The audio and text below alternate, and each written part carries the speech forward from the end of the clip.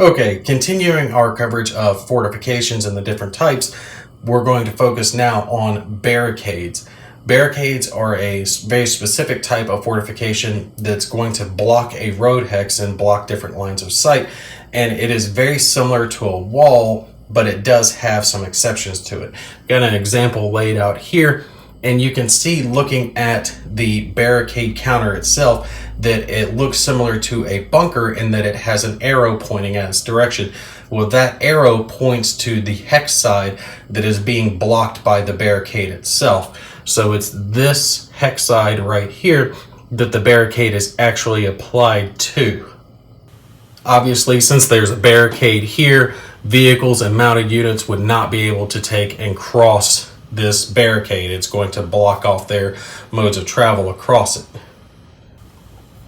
One of the differences, though, when it comes to barricades is that they can actually be attacked, and they're going to be treated as if they're an armored vehicle with an armor factor of 2.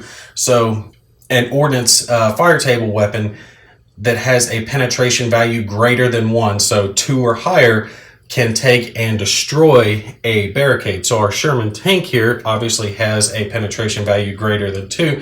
It could take and destroy this barricade by firing onto it. Barricades can also be attacked in a close assault, so these infantry units could take and close assault the barricade itself, and they would not be required to take and perform a morale check to take an attempt to do the close assault. And again, the barricade would be treated as if it had an armor factor of 2 when it came to the close assault attack.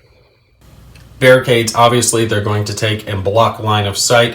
So this barricade here would block a line of sight in between the German units located here and the American units located here. So any line of sight being traced across or along this hex side is where the line of sight is going to be blocked.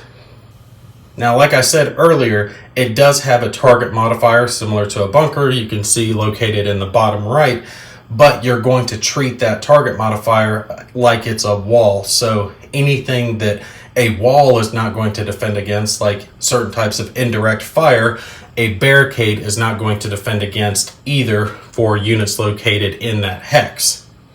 It also has a special rule when it comes to the rally modifier that can be applied to units that are in a positive target modifier hex, that it's going to apply depending on where enemy units are located.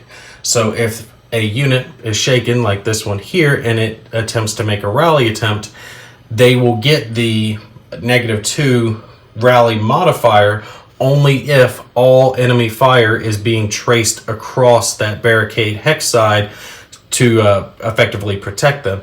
In this case, all of the American units would trace their line of sight across that barricade, so that shaken German unit would get the rally bonus if they attempted to rally.